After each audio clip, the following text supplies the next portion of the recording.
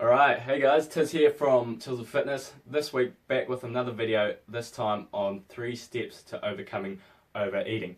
So why do we overeat? Well, there's 3 main reasons why we do, and that's because of habit, because of absent-mindedness, and because of something deeper.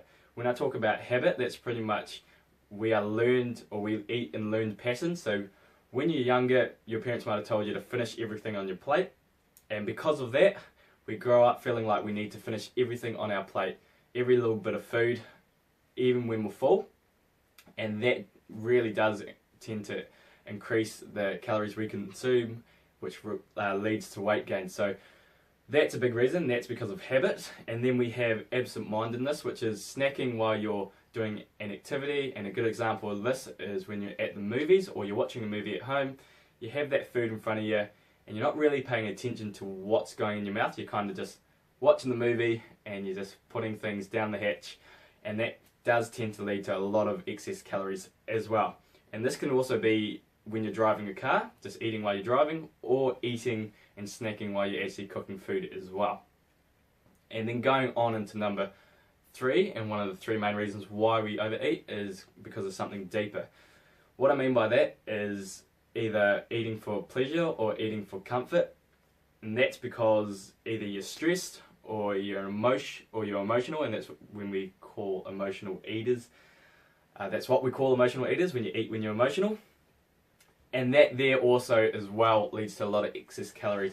And generally when you're an emotional eater, it will not be the most healthy foods. It'll be processed foods, sweet foods, anything like that to make you feel better, because it lifts up our mood.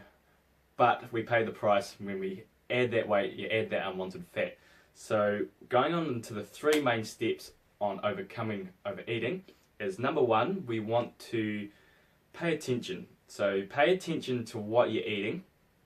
If you have a meal in front of you, really look at it, or you have a couple of snacks in front of you, really look at it before you put it down the mouth, and ask yourself, are you hungry at that moment? Do you really need it? Is it the types of food you want to be eating? If you want to lose weight, you want to drop that fat, should you be eating it at that point in time? So really ask yourself and pay attention to what you're kind of eating, and making sure that you're not snacking on foods while you're doing an activity as well. So that's number 1. Going into number 2, this is pretty much keeping everything balanced, or have balanced meals. That means eating protein with all your meals, also having a source of carbs. Whole grains are really good, whole grain carbs. Brown rice, anything low GI is a lot better than your refined carbs that you get. So when we talk about refined carbs, that's anything that's been processed. You're talking about potato chips, donuts, cookies, cake, anything like that, all that typical sweet kind of stuff, or savoury stuff, your pastries.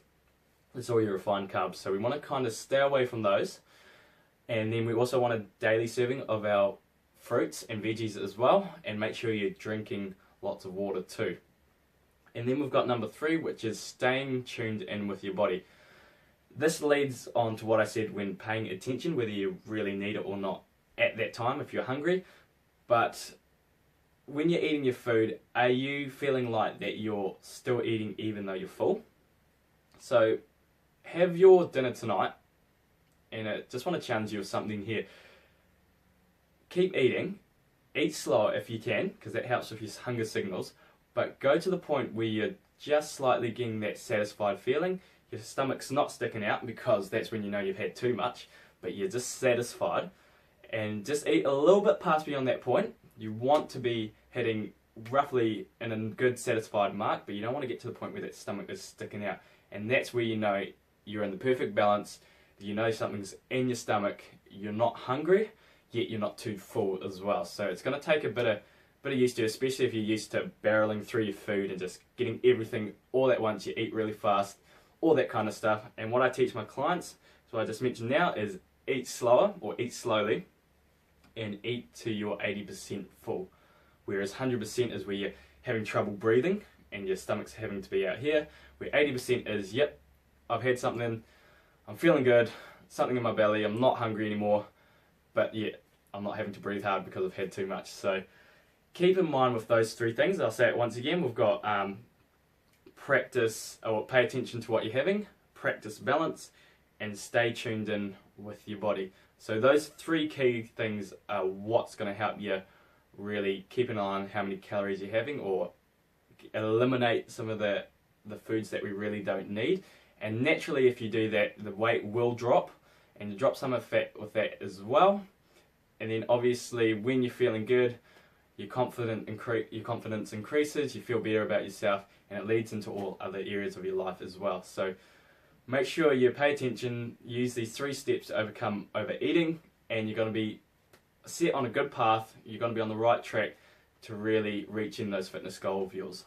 Fitness goals, or goal, how many goals you have, it's up to you. But if you really want to lose that weight, this should be your main focus. Hope this helped you. If you've got any questions, leave it in the comments below, and I'll be sure to get back to you. Other than that, I'll probably see you next week in another video. Cool, thanks for watching.